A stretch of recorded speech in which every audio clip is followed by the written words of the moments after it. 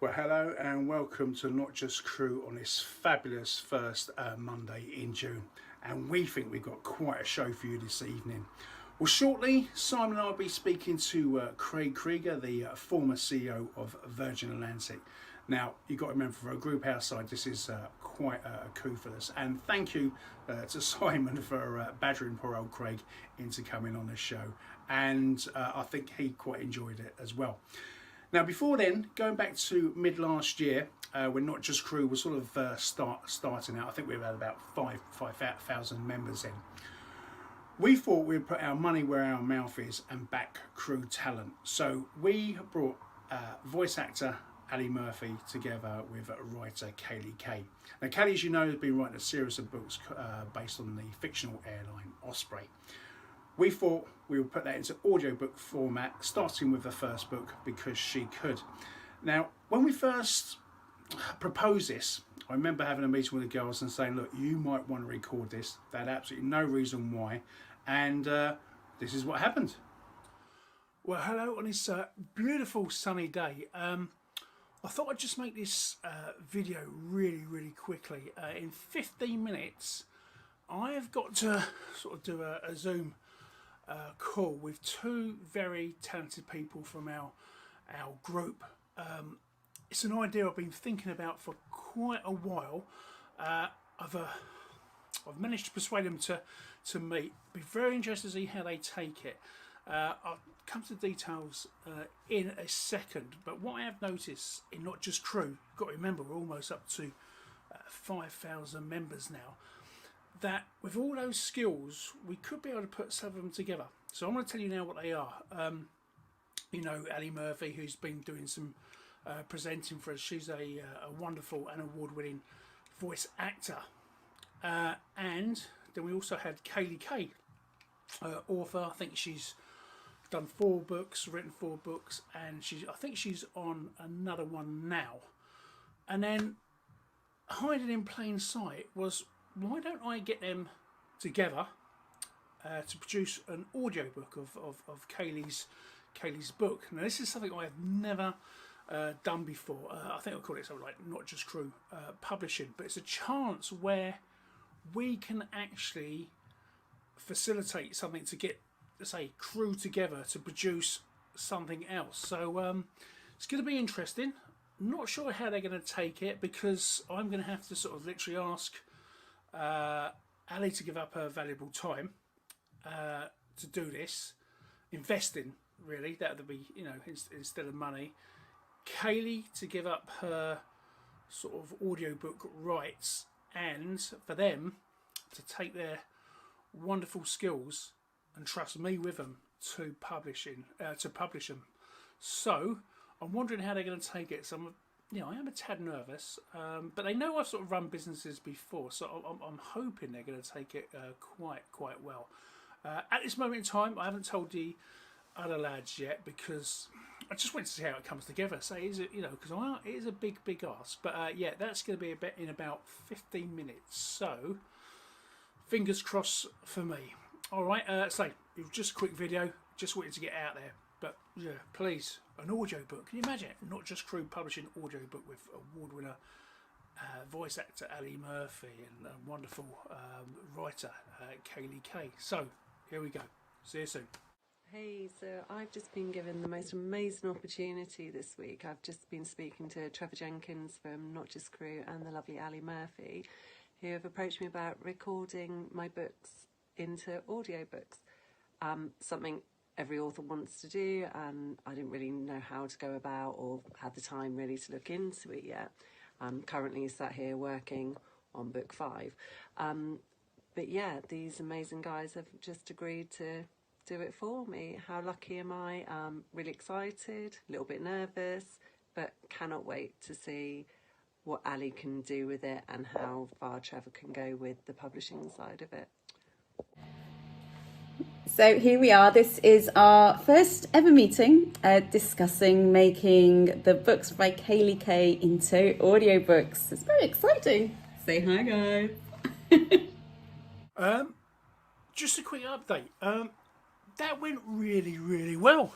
Both Kaylie and Ali thought it was a really, really good idea. So I'm feeling really quite proud, quite humbled that they're sort of entrusting this project to me. So now I've got to actually sort of make it work. So, you know, we're in sort of mid 2020 now. So my goal is to get this sort of released next year sometime. Because I know Ali's got lots on and Kaylee's still writing as well. So it's going to be done in their spare time. But yeah, as from now, Not Just Crew Publishing exists. So let's hope we can make it work. All right, I'll keep you updated. So I've received the scripts from Kaylee and I'm really looking forward to getting started on them. In fact, I'm going to start right now. So I'm going into my Harry Potter studio, which, as we're all in lockdown now, I'm working under my stairs. And so I have these gorgeous soundproof curtains that should just help with the sound treatment inside my little cupboard. But yeah, here we come in and it's a bit of a mess, but here we go. Got my microphone. This is a Sennheiser 416 mic, and I've got a preamp, Audio ID4, and yeah, let's get started. So I've got my headphones on, and I've just got the, this is the last job I did, which is the e-learning for IATA about flying during a pandemic. So I need to turn that off, and then get the next script up, which is here. Because she could. So I usually have to start off with testing levels to make sure that I can hear. In fact, I can't hear myself in my headsets right now. So I test the levels to make sure that I'm nice and clear. Testing, 1, 2, 3. Lovely, that's around -6, which is what we want. And stop that. And now I can get to recording. Because She Could, by Kaylie Kay, narrated by Ali Murphy. Chapter 1. Well, good evening, ladies and gentlemen, and a very warm welcome on board this Osprey aviation flight OS 908 to Hong Kong. Olivia knew the boarding announcement off by heart, and she also knew that nobody was listening to her right now.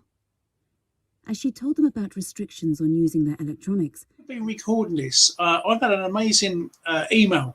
We've been working on a project since mid last year where we brought the skills of voice actor Ali Murphy and joined with our very own Kaylie Kay, the writer of the Osprey books. Now, we've been working on an audiobook project, which, as I say, we started mid last year. And I didn't expect it to be finished for about 2 weeks, but I literally had an email today within the last hour from audible.com saying that, yeah, the book is up and is now published. So it couldn't have really happened on a better day for us. But we're going to do a separate program. But what I will show you in the meantime even, is some of the artwork. Let's have a look at that. Yeah, this is what we've been working on. So I'm so proud of this. But as I say, we're going to be doing a separate program on that, hopefully within the next week or two. But other than that, once again, thank you so much for joining us on our birthday here at Not Just Crew. Okay, right. Literally 2 days now till we launch. So I've been putting these little films together and sort of documenting what I can. And half the time when you do these little documentations, you don't know how many of these things are actually going to happen or they really work. But I'm so happy this project has. So I've asked the girls to send me in a quick film, and this is what they had to say just before launch. Hi guys, just a couple more days left before Because She Could is officially launched on audiobook. I'm so excited for you to hear it, what Ali has done to give each character their own voice, their own accents even, has really raised the story to a whole new level, and I'm really excited for you to hear it, and even more excited to see what she does with book 2, book 3, and going forward with Ditched as well. Can't thank the guys at Not Just Crew enough for putting us together, for reaching out and making it all happen. Hi guys, it's Ali Murphy here, voice actor and ex-cabin crew. Just here to tell you that so excited that in a couple of days' time, the very first of the Osprey series, Because She Could, will be out on Audible, narrated by myself, written by Kaylie Kay. I'm so excited to do this because I read all of Kaylie's books last year and I loved them. And so when Not Just Crew asked me to be the voice actor that brings them to life, I was really honoured. So I'm excited for you to hear them. I hope you like them as much as I liked reading them. And looking forward to the rest of the series. And there you go. That's how we put together our first book. A book I think Not Just Crew can be really, really proud of, and we've really, really enjoyed doing it. Anyway, over to Simon for the next bit. As I say, this was quite a big coup for us, and thanks to Simon for organising this interview with Craig Kreeger. Well, a very good evening, ladies and gentlemen, and a very warm welcome from the whole Not Just Crew family. Now, there's been quite a lot of moments in our journey, in our short journey with Not Just Crew over the last year, where we've had people on our show of stories of inspiration, and they've been so kind enough to share what their journey entails and what they've done since being cabin crew, and given lots of people hope and inspiration of so many other things to do after crew life, you know. And if they've faced a few troubled times, then luckily they've come to Not Just Crew and been able to find alternative careers and inspiration from the people who are in our group, which is over 10,000 of you amazing guys. And tonight is one of those amazing moments where, fair play, I have been messaging this gentleman who is below me at the moment. Like, he's below me, ridiculous. But who has agreed to come on the show, and that is ex-CEO, now retired and probably deservedly so, Craig Kreeger. So welcome to the show, Craig. Thank you, Simon. I'm thrilled to be here. Oh my goodness, wow, that is awesome. And alongside my good self is my good friend and business partner, Trevor Jenkins, who today, Trevor, congratulations, you're celebrating how many years at Virgin Atlantic? Literally 25 years on the 20th of May 1996, where I started on the career that was going to last me a year and a half. And 25 years later, I'm still here. Yeah, clearly still love it, and why not? Because it's just such an amazing career where you get to meet some amazing people and get the most amazing opportunities that present themselves in life through the joys of aviation. So, where I want to begin, Craig, I just want to find out a little bit more about yourself. I mean, we know what your involvement was with Virgin Atlantic. Brilliant. And you were obviously with American Airlines before that. So tell me about little Craig. Little Craig. What was little Craig's interests when he was a wee boy kind of thing, and what led you into the world of aviation?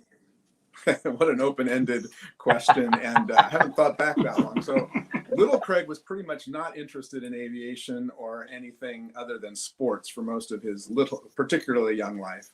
But eventually, as I began to realize that a profession in sports was not likely due to my limited combination of coordination and physical attributes, I started to have to think about other things. And as I did so, I was very focused on originally on the sciences and areas that were very mathematical. I'm quite good with numbers until I started taking classes in business and economics and realized it wasn't the science I liked. It was actually the complex problems around dealing with people, with customers, and ultimately with businesses. And unlike many people who join the aviation business, mine was not based on this incredible love of travel, although I grew to have that, nor was it based on a love of airplanes and flying, although I grew to get kind of excited about that too.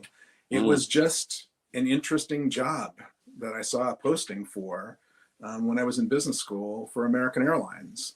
Wow. And I was already married at that point to my wife, Becky, who's I'm still married to. And I said, well, kind of be an interesting adventure to go live in Dallas, Texas for a year or two, my intended career with American was that long, like yours, Trevor, and just see what it was like.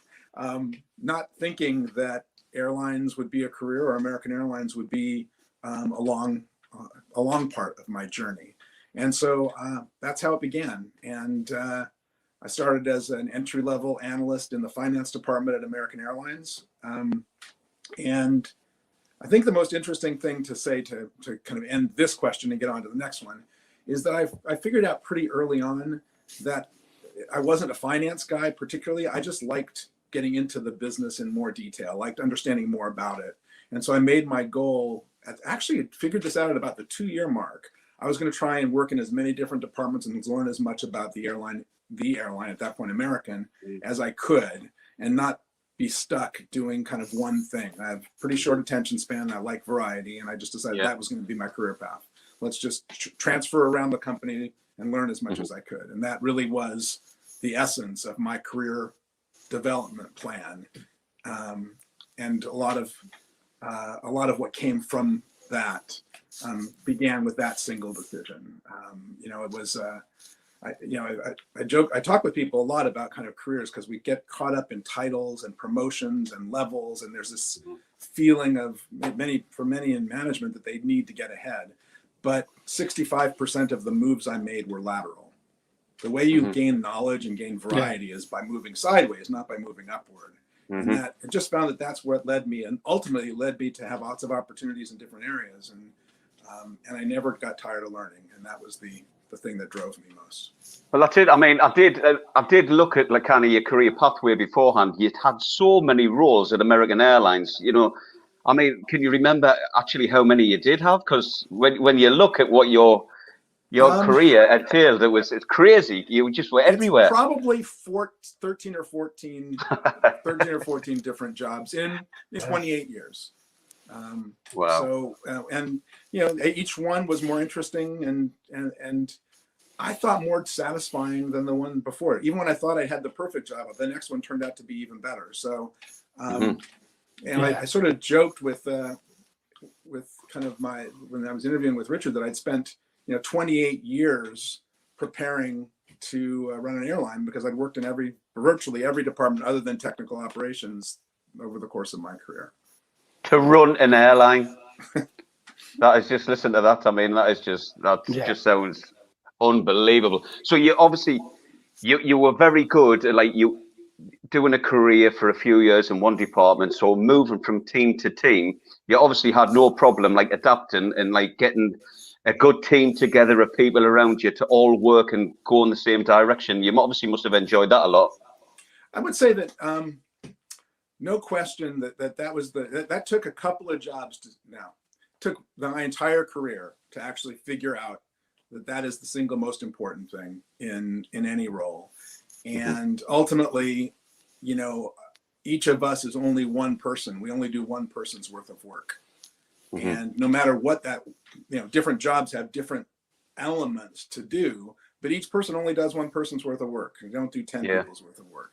And so what becomes very clear, even when you're running just a small department of 5 people, is that you can't make up for having a poor team. You can only do your part. And so getting the right people as part of your organization and helping them be their best becomes actually what each job from then on is about. Once you've managed one person or 2 people or 20 people, each job is all about how can you make that team the best team.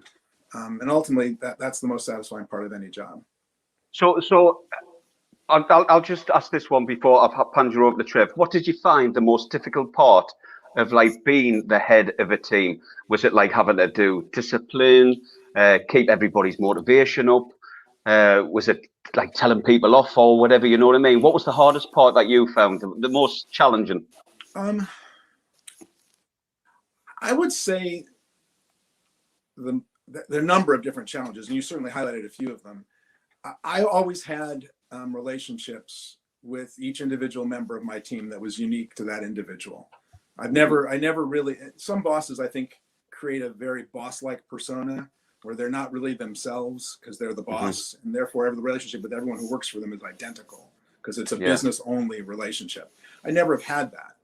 I've always felt like the best way to be effective as a leader is to be genuinely myself and encourage my team members to be genuinely themselves. And that means you have to let go a little bit of that very strict hierarchical relationship to allow a human relationship to be part of the equation. So to me, that always made it the most difficult thing was in times of difficulty when the company was shrinking or we were going to close down something or we had to decrease the number of people we had in the organization, and you have a personal relationship with everybody. And it's not a performance issue. Because performance issues you manage in a very simple way.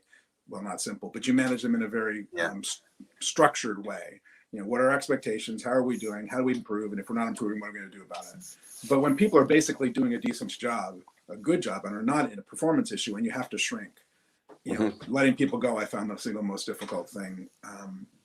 When I didn't think that there was a good cause other than the company simply couldn't afford as many people. And with American Airlines, you know, we went all the way down. I worked for American all the way into a Chapter 11 bankruptcy filing, and I laid off 29% of my staff on September 29th after September 11th, 2001. And that was the single most difficult day, without any question, because those were all, you know, there were 29% of the team, you know, the entire sales force at American Airlines was, you know, they were good performers, and we had to do something about it because the company was failing. And I'm sure that what's gone on since I left Virgin Atlantic has tried that team in ways that September 11th maybe wasn't even as big as. And those were such hard days. And I think that's always been the most difficult thing to do, is when you build a relationship with people. And I always felt like I was letting them down when the company who I represented to them wasn't able to honor the implied commitment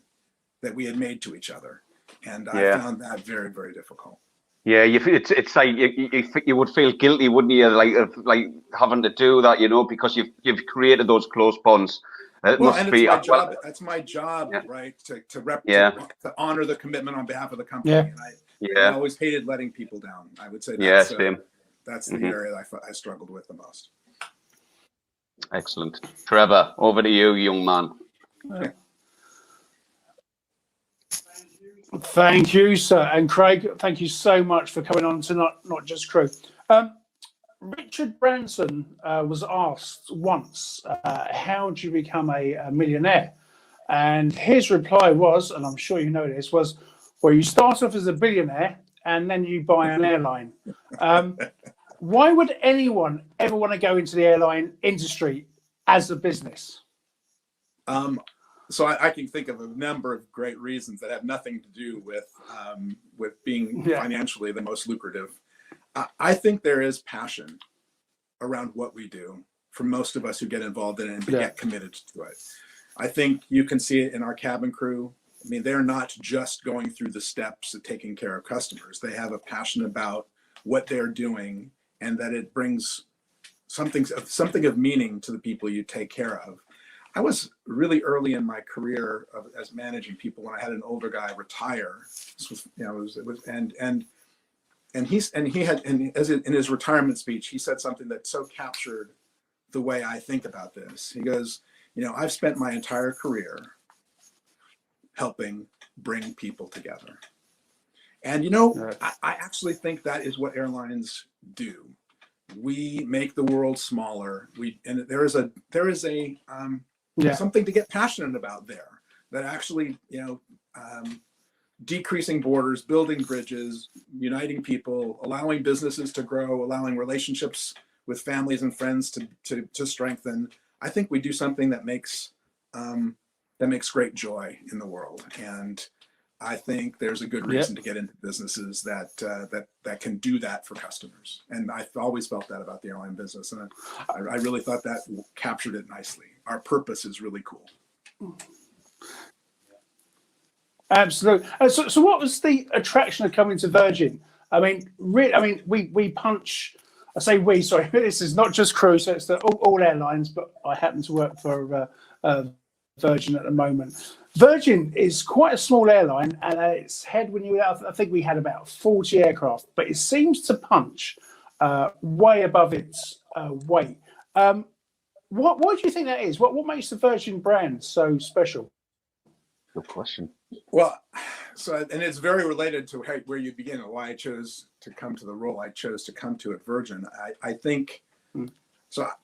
We all have different ways, I think, of describing the brand. I bet if you asked 1,000 cabin crew, you'd get 1,000 slightly different variations on what our brand means. But fundamentally, to me, I think we celebrate the uniqueness in everybody. The kind of, I don't know, the unique is not the right word. Let me rephrase that. I think we celebrate the rebel in everybody.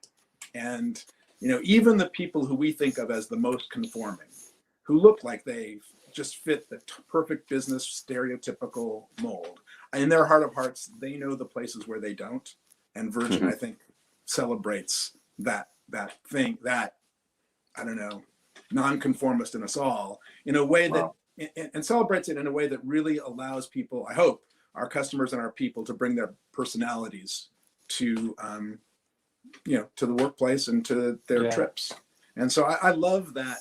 I think that's something to get behind and something to, to really, and Richard is so emblematic of it. And I think, in many ways, Richard's the embodiment of our brand. And I think he brought that ethos to this company. And when I took the job, my role, for most of the time I was working, I said it, I never said it in these terms but this is what I really felt. My role was to not screw that up under any circumstance. The brand was magic. And we needed to make changes to be more financially viable. We had to do so in a way that didn't in any way screw up the brand because it's so wonderful. I just need to jump on exactly what you've just said there, Craig, because that's how I feel. Like when I joined Virgin in 1998, I feel as if they kind of took a chance on me when I went through that interview. I was a mail guy. I worked for the Royal Mail for 10 years beforehand. I had no travel. Well, I did. I went on holiday, obviously, but I didn't have any like cabin crew or aviation knowledge. When I got the job at Virgin, I thought basically you just got on the plane, you served tea and coffee, had a bit of chat with the passengers. I didn't really know that you had to do all the safety procedure stuff. So when I got the job, when there was 30 people who went for this role and they chose just me and this other girl, out of all of these people who already had this previous experience, I couldn't believe it. I just thought, wow, they've what have they seen? What have they seen that makes me go ahead and do that job? So I felt so grateful from that. I thought they've took a chance here. And then when obviously I got through somehow all of that training, passed all the exams eventually, and then got to work on the plane. And then I was talking with all these amazing other people who had so many different background stories, and my eyes were like wide open to like, oh my God, you're amazing. You're amazing. Plum and heck. And they would say to me, like, Simon, you're like a breath of fresh air coming to work for Virgin. It's like, and I'd be like, I don't understand what you mean. You're like a breath of fresh air. But like, there wasn't many northern people working for the airline. They were all quite like, from down south. So like, and just like, I guess it was my personality as well. They weren't used to it. And I was so grateful that Virgin took a chance thinking, like the rebel, like kind of like what you said, Craig. And I'll always be grateful for that opportunity that I was given to work for this amazing company and to get in the airline industry, because I've met and created some amazing friendships from it and experienced things around the world that make your toes curl, we'll not go into those. I'm sure a lot of people who are out there know what I'm talking about, but I'll always be grateful for my time and the opportunity I've been given to work for an airline. Unbelievable. Mm-hmm. Go on, Trev. Yeah, because my question is going to sound incredibly dull after that, but one that's got to be asked anyway. What was the reaction of your colleagues at American Airlines? Firstly, when you heard about Simon, no, it wasn't that. Firstly, when they heard that you were becoming CEO of Virgin, did they see it as a good call? Did they think you were taking a risk? I say, because relatively, Virgin is still a small airline that punches away above its weight. There were a couple of different reactions, and I think, if you come back to where we started, that the most important thing about success in working is kind of the team nature of how everything gets done. There was nobody who didn't think it was a great move, but I had a number of colleagues. The company I was working for at the time was in Chapter 11, American Airlines. It was a really tough time. We were pulling together, trying to get this company out of bankruptcy successfully. And I had one colleague say, "I thought we were in this together," as I was telling her that I was leaving. And that was a very close friend. And it was like that. I got a little guilt trip from that one. Yeah. And I had my boss, our CEO, say, and I think this was the most interesting reaction: "Oh my God, Craig, that is the perfect job for you. If you would like to spend a few hours, with me before you leave, after you've left the office, and if you'd like to have me for breakfast, because I can't have you back in the building, you're going to work for a competitor. But if you'd like to sit down for breakfast tomorrow and let me share some observations on my first few months in this role to help you get started, I'd love to do that." So I had very positive reactions.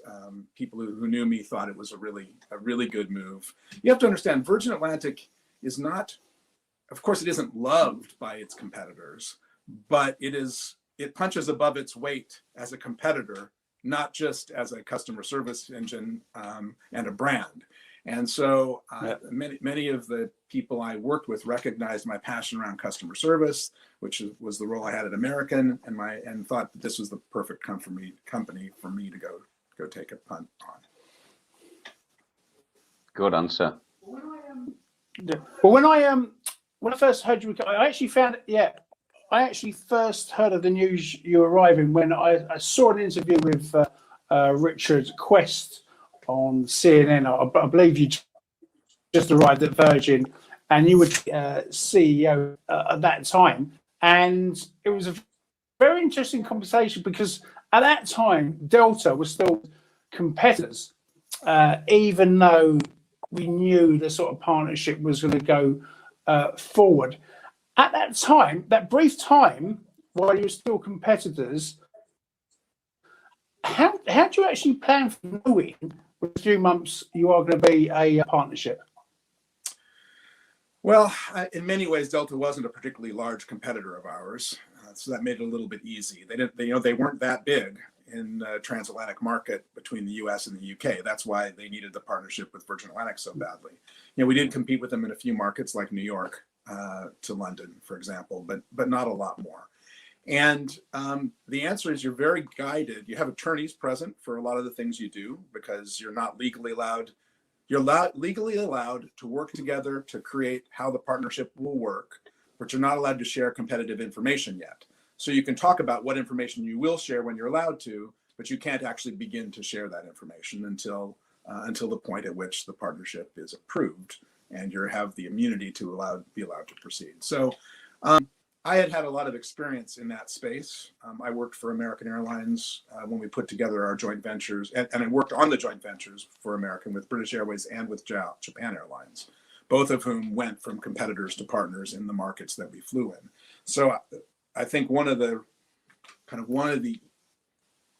reasons why I got on the very beginning of the interview process with Virgin Atlantic was that experience. I think the team at Virgin, who was overseeing the job search for the CEO role, knew that they were going to do a deal with Delta, even though I was unaware that was going on, nor would you have been, because they worked on it for 4 or 5 months before the deal was consummated, and I joined kind of right after the deal was consummated.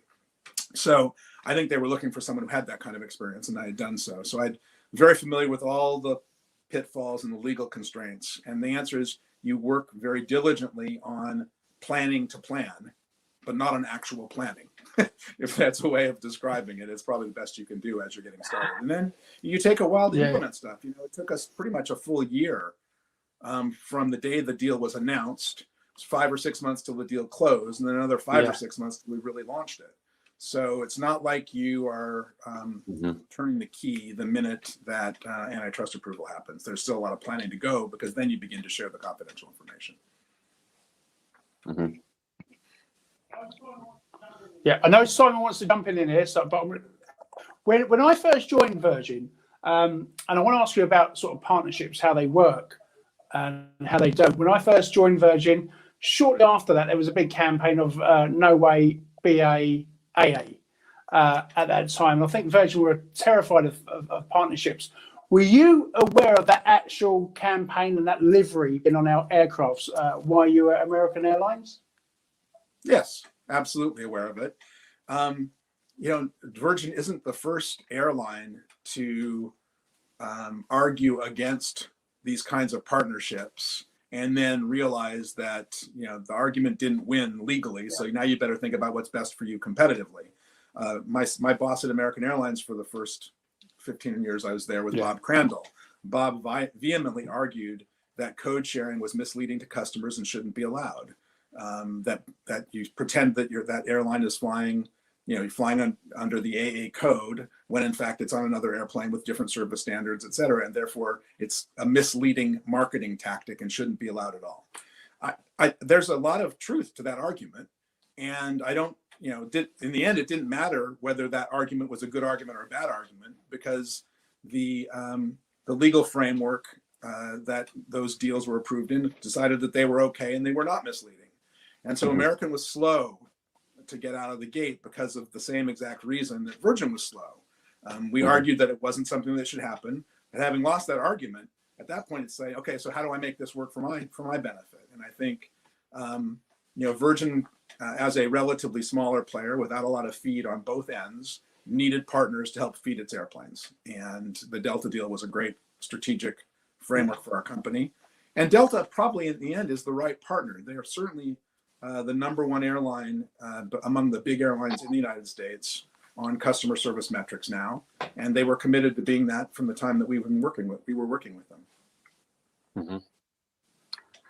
So Craig, I mean, like after you left and kind of like retired in 2018, have you completely managed to step away altogether from aviation, or can you not help yourself? Are you still like involved in ways and?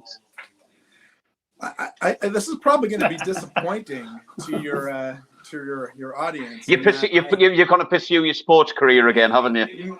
There's a little of that. But the short answer is, yeah, I have been completely able to step away from aviation. Wow. That doesn't mean that the things I've learned and the things that mattered to me in the airline business haven't been useful in the two board roles that I have taken that are non-aviation. I guess you could call Virgin Galactic sort of aviation. So if you think Virgin Galactic is aviation, then I'm still involved in aviation. Yeah. Because I sit on the Virgin Galactic board. And there's no question that in my role as a board member of Virgin Galactic, my experiences around customer service and safety and marketing and things that did at Virgin Atlantic are relevant, even if it's not the aviation business that we historically know. But other than that, I have completely stepped away. I've not been interested in taking any consulting assignments, and I've certainly not been interested in any more full-time gigs in the airline business. I'll tell you what, I'm not letting that Virgin Galactic thing go, because I love that. What's it called again? What's that ship called? Which one? The cool model that I keep seeing everywhere. Virgin that goes up. Well, Unity is our first spaceship, and that is that's the one that we are currently testing. It is such a cool looking spaceship, if that's what you would call it. It's almost as cool as the USS Enterprise, you know what I mean, or the Millennium Falcon. It just looks so good. I've got to get myself that model. But what involvement have you got with Virgin Galactic now, and what's going on with it? And you will. So my involvement is as a non-executive board member. Virgin Galactic is a publicly traded company, and as all publicly traded companies, the shareholders vote on and elect a board of directors who the CEO reports to, basically, and that's my role.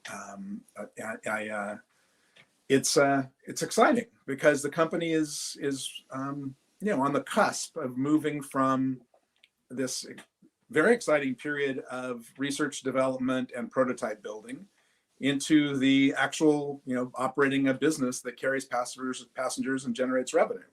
And we're right on the cusp of that. We announced today that our next test flight is scheduled for this coming Saturday. And it will be the first time we've been in space in about 2.5 years. So it's a pretty exciting time. Have you actually touched? Have you touched it? Yes, I Wow. actually have. I've been inside of it. No.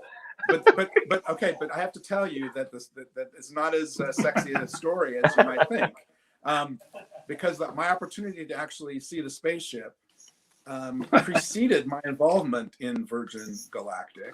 It was when I did one of Chris Hall's charity bike rides, and we rode from Was it the Indian one? From Northern California, the California bike ride of 3 years ago, and ended up in Mojave, and I rode into Mojave and got a chance to get a tour of the facility and see. This is while I was still at Virgin, so this would have been in July of 2018 before I'd left, and that's when I got to touch the spaceship. I joined the board, and then COVID happened, and so we've not actually had a physical met in person as a board. We just meet via Zoom. So since I've been a board member, we had just the first meeting. We have not been out to Mojave. We've not been out to New Mexico, where the ship now is and is ready to launch from. But my opportunity to touch it was solely a result of a charity bike ride at Virgin Atlantic, not in my current role. Oh wow! Do you think you'd ever get up there? Would you be given that chance to get up there, or is that not a possible? Well, everybody has a chance. I've got to get in here in a minute. More money. Yep, you just have to be willing to spend a little bit more money than thus far I've been willing to consider. But we'll see. Let's just say that's a we'll see. We'll have a whip round for you. Let's just say that there isn't a concession price that for board members that looks like our concessions as Virgin Atlantic employees do. Yeah. Right. My turn. If you make Craig, how do you think travel is going to be, say, 2041? I'm going to be in my 70s, but the question on all the crew's lips is: will be Mars be a night stop? Will where? For crew. No, I think we're a lot further away from that. No, I mean for rostering purposes. Yeah, a year stop. I actually think things are going to change. Look, things will change, right? And I think one of the possible visions for where Virgin Galactic could lead us is to higher speed travel across, transcontinental, across oceans and for long distances. It could lead us in that direction. But fundamentally, I think things change for aviation. I will change more slowly than the tech. The tech will take a little while. Not only will the technology have to be great, but it'll have to be well tested. It'll have to, I think for things to advance, it's going to take a little bit of time. Yeah. We're probably still we've been 5 to 10 years away from the next supersonic transport for at least 10 years. And we still feel 5 to 10 years away. So maybe it's not really 5 to 10 years. It might be more than that. We'll see. I'm not skeptical. We will move in that direction. The technology, if you think about how much technology has improved in every other place since Concorde, right? I mean, Concorde is now almost 50 years old. I mean, if you think of how much technology has improved in 50 years, it's hard to believe we don't have a low-priced way to travel at supersonic speeds. So we will move in that direction, but it's surprising to me how slow it actually happens. So I'm not prepared to look out that far and think it will look that much different when you're. But it is amazing than it does today. Yeah, well, we'll be in my 70s. I'm also aware of a delay here. Simon's in North Crawley. I'm in East Crawley. So there is a bit of delay. So it's amazing how air travel can pick that up. Yet being on a communication device from so close is literally 5 seconds. Ridiculous. It is. Right. So, Craig, let's talk a bit about COVID. Let's talk a bit about COVID, right? I mean, I left Virgin 2009, took voluntary redundancy, and went to another airline for a few years. And then I work for the ambulance service now. So I work for the NHS and I work for the ambulance service. And obviously, with what's been going on, I've been there for the last 8 years. I've never seen anything like it, as everybody else has, in this last 18 months or whatever. And it's affected so many people, including obviously so many of our members in the group, where they've unfortunately they've lost their jobs, they've been lost because that's all they've ever done, fly, and it's been the true passion. And unfortunately, what's gone on, they've had nowhere to turn to, you know. So thankfully, we were here. Just per chance, you know, this group was created. Trevor started it, and it's evolved into what it is now, where it's been an opportunity to inspire, support, and encourage all of the crew who didn't really understand what skills they had and what they'd obtained throughout their flying careers. And we've been lucky enough to kind of show them a way of to transfer into alternative employment. So luckily, there's been about 500 people got alternative employment since COVID. So we're so grateful that we've been given that opportunity. How has COVID, has it affected you or any family members, or have, you know, how's it gone for you? How's your life been over the last 18 months with this ridiculous pandemic? Well, look, I feel I feel a weird sense that I somehow I've been very lucky, and I think you know, I retired at a very good time. Obviously, I didn't have risk of job loss. I didn't have kids, and I don't have young kids in school, so I'm not dealing with the issues, some of the most difficult issues, I think, for so many people, which is managing working from home or not working at all because you've lost your job, with managing having children who are struggling with COVID for the way in which it's damaged the way children lead their lives.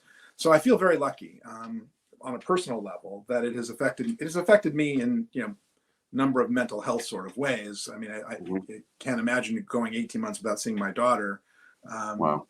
And, you know, we intended to be spending significant portions of our life here in London, and we haven't been here in 18 months. So it's certainly affected me, but I really feel for so many people who it's affected in much more meaningful ways. You know, I've had a couple of family members who contracted COVID, but none who were seriously ill as a consequence. And I'm very thankful for that. I've seen it really take a toll on my mom, who's, you know, who I don't think I realized the extent to which, as she's in her mid 80s, her social life is so much a part of who she is, and has struggled, I think, imagining that, you know, for most of this period, that the rest of her entire life, however long that was going to be antisocial. But I think she's coming out of it now, and I think it's been difficult, but it's not. But it's, you know, I really feel much more for those to whom it has affected, both on the health side much more severely, and on the ability to manage their lives side, who it's affected much more severely. It feels. I tell you, there are certain interesting milestones. The day I got the second vaccination and knew I was fully vaccinated, that was a gigantic milestone, and feeling this cloud kind of in weight lift. Getting on that Virgin airplane, when I walked onto the plane and saw those people smiling, well, you couldn't see them smiling. You have to look at their eyes and see them crinkling to figure out they were smiling. See them in their uniforms, smiling and welcome me on board, and feeling like I was going to get to see my daughter and get back on an airplane again, was another amazing milestone in feeling like, you know, this tension, I don't know, this weird built up tension is beginning to ease. And I think we will go through many more of those steps before it begins to feel completely normal. And I do have confidence that aviation will rebound. I don't think it will be as instantaneous as we would like. So there will be jobs again for many in aviation, but I think it might take 2 years to get back, or 3 years to get back to where we were. But I think, you know, that will in fact happen. I can't say whether that will happen for Virgin Atlantic particularly, how fast or how slow. I just think in general, travel will be travel, and people are going to move across borders, and people are going to have to take them there. And so those opportunities will exist. And I'm actually optimistic about the future, even while I think it might take a year or two longer than we would like to get to it. So, just touching on the mental health, kind of aspect, we've just had Mental Health Awareness Week over in the UK. And I've found things a struggle from time to time, especially the job that I'm doing now. I can imagine. And I struggled in my early years when I worked for Virgin Atlantic with personal things that were going on in my life. And I've got to say, the support network within the airline, Virgin Atlantic, was unbelievable. They really helped me and got me through a very difficult time. So that's why I'll obviously always be grateful for the support I got from those amazing people. In particular, Marcus Young, who was my old manager, who sadly is no longer with us, but incredible support. So who kind of looks after Craig when you feeling a bit not too, you know? It's a good question. I guess the real answer is that's when you rely on a relatively small network of friends and family. At least in my case, it's not high volume numbers of people. I have a couple of very good friends that I've stayed in touch with over much of my life, and the benefit of living in California, which is where we've moved to, is I'm within a relatively easy drive of my parents, and so we've actually spent sadly a lot more time on Zoom than in physical contact, and it's not quite the same thing. But yeah, the answer is you have to have people to talk to, and we've made quite a conscious effort as a family. I definitely talk to my brothers and sister-in-law and my nieces and nephews much more frequently now than pre-COVID. So we actually have made adjustments in how we live our lives to create what has turned out to be a more needed set of contacts. So it's true across our whole family. We are all talking to each other a lot more, and maybe we took it for granted and just did it for events like holidays and things where we got together, and now we do it much more routinely. But that's been an interesting positive side effect of COVID. I definitely feel closer to my brothers than I have as an adult ever. And so that's an interesting thing. So maybe that's part of the answer to your question. I've brought family closer to me. Yeah. And also you're getting to see your daughter as well now, like you say, like you're over in London now. It's all these kind of like pressures that build up inside of you, and you can feel them just easing somewhat. Slow. It's a slow process, but it's such a good feeling, isn't it? When you see a light at the end of the tunnel, and you're getting to see your loved ones.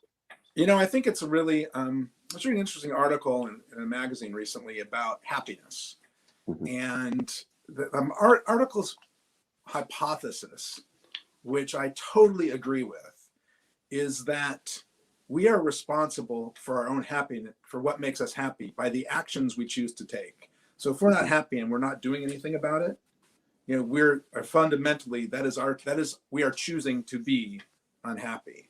And it doesn't mean your circumstances will still be good, but you could write down a list of paper of what am I missing from my life that would make me happier. And contact with family turned out to be at the top of my list in COVID, and we did something about it. And it reminded me I should be doing more things, and all of us probably should be doing more things of figuring out what are the things that would make us happier. And it wouldn't take very many of those things to actually make a dent in my mood.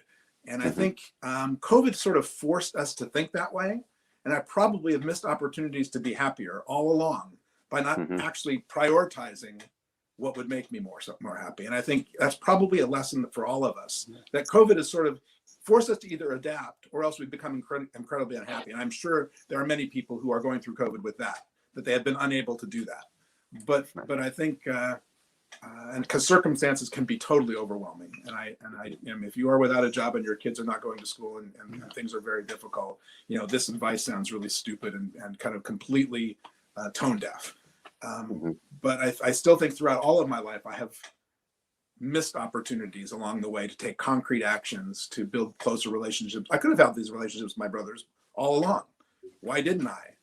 It's not like I didn't want to. But I didn't do anything about it. Yeah, but at least you recognize that now, and you can look back and you can act upon it, and it's not too late. So it's a good thing. Yep, but it just reminds me of I didn't think about this. I wish I'd thought about this more sooner, but COVID sort of forced us to. Mate, hindsight's an amazing thing, isn't it? You know what I mean? Here. Well, it's all a part of living a life, you know. But it's great. Great answer, by the way. Absolutely love that. Trevor, go for it. Yeah.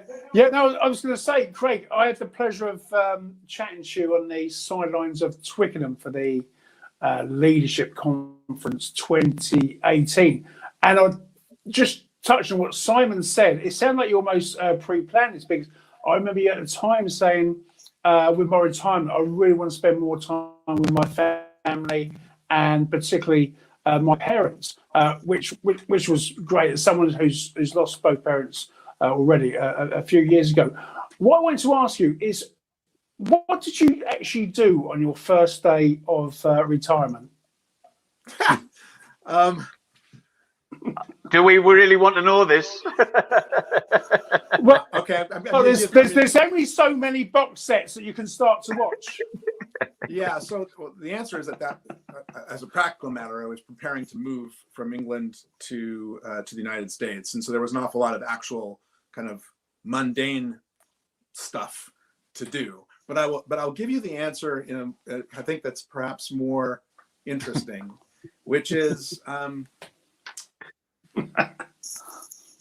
it was so my last day was December 31st, 2018. And I was out to dinner with Don Langford, who was our CIO at the time, our technology guy, who was also retiring on the same day, and his wife. That's where we went. We decided to spend New Year's Eve together, both of us, the last day that we were with Virgin Atlantic. Yeah. And when the clock struck midnight, I turned to Don and said, "I'm turning my phone to silent for the first time in 20 years." Yeah. And because I've been in an airline operating job for over 20 years, and therefore I had to always be reachable. And so at midnight on January 1st, 2019, I turned my phone to silent. And that was a really important symbolic moment where I was no longer responsible for the operations and the safety of an airline, and I could actually not be reached. And that was an incredible moment. Yeah, I bet. No, I bet. I'm like, I'll do that when Trev's about to ring us. Well, I do that all the time when I know Simon's awake. Craig, where's your favorite? If Craig Kreeger's going on holiday with his family, where's your favorite place? Where are you going? So we've tended to be a little bit more of the go any place once and then try and find someplace different. But I think if a place that we tend to come back to that as a family we've enjoyed the most is probably New York City. Never lived in New York City, but we just really love the vibe. It's just like London. London would have been the answer before we lived here. London was our favorite place to visit. But once we moved to London and we realized how much we loved being in cities, we then started exploring New York a little bit as a tourist. And really, that's probably top of our list. That's not our single favorite vacation. Our single favorite vacations are certainly more adventurous than that. But in terms of going back to as a family places we love, that's probably number one. Do you like the beachy holiday though as well? Do you like to go and relax and just like sunbathe and have a few cocktails? I am a bit of a beach person. My wife is not. My wife can't sit still, so we need to be going places where there are things to do. She is a trek around and find new things. She's not a sit on the beach person. And to be frankly, I'm only good for a couple of days anyway on the beach before I start getting to the same point. So probably we some. So as a crew member, where you have overnight and a day on the beach, I love that kind of a life. Yeah. Spending a week at a beach holiday is not typically our thing. We typically look for slightly more active. Now maybe Craig, I must ask this because I know it won't be true, but it is now. Yeah, no, I was going to say during your time in the UK. Sorry, we keep getting this delay. But did you get a chance to see much of the UK, like Scotland or Wales, and even Wales, where Simon's from? Northern Been to England. Scotland many times. One of my daughter's good friends is Scottish, and we became very close to her parents. And so we've spent quite a bit of time in Scotland. We've been reeling at Scottish. We've gone to big Scottish galas and done reeling long into the night. And we've quite an affinity to Scotland, actually. Been to Devon and Cornwall and that part of the UK as well. But Wales, no, I've only really done Wales on business. I have not explored Wales, and it's one of the areas where, if I look back on my time, I think I really missed when we were living here. We really should have spent a little bit more time there. I'm an avid golfer, so I think going to Wales and exploring, of course, exploring it as a golfer would also be quite an exciting thing to do. Excellent, right. I tell you. I want to ask this, Trev. I'm going to ask one more question, and then I'll hand it over to you, Trev. Go on, while it's still fresh in my head, because I don't write anything down, Craig. I just like whatever comes into my head. I just go for it. Right now, what would you say is the most, if you could just choose one more single thing regarding cabin crew that never ceases to amaze you? What's the one amazing thing that amazes you the most about our wonderful cabin crew community, or anybody who fits that kind of? So let me give you one of my favorite stories. So when we were living in London, not in the house we're in now, but the house we were renting before this one, and one of our neighbors came up to me when he heard I was moving out. He said, "Well, I just want to tell you how I think about Virgin Atlantic." And he says, when I'm flying on British Airways and I get off the airplane, the cabin crew member will say, "I hope you had a nice flight and wish me well." And they're polite and they're nice. And I think that's actually pretty good. And then I fly on Virgin Atlantic and I get off the airplane and the cabin crew member will say, "Have fun at your son's birthday party," or "Good luck on that sales call to Microsoft." And he said the difference is they got to know me and I got to know them. And he said, "There's nothing like it. I don't experience that anyplace else but Virgin Atlantic." And to me, that captured it perfectly. That was the moment where it's like, I could not have said it any better. That our cabin crew members seem to be able to relate as a human being to every kind of passenger. And we have all kinds. Some you would not necessarily think you could relate to. And our crew members do it, and they do it beautifully. And that is the magic, that personal connection. Wow. Well said. What a buzz. That is awesome. That is just such a cool thing to say, though. No, I mean, I was so glad when he said that, because it was like, okay, I'm going to be telling this story for the rest of my life, because you've captured it in one story better than I could do myself. Definitely. Yeah. Go on, Trev. Absolutely. Go on, Trev. Absolutely. Oh, wake up. Right, no, I've got so, the thing is, because I'm aware of time, I'm aware of a time delay, the Geordie time delay.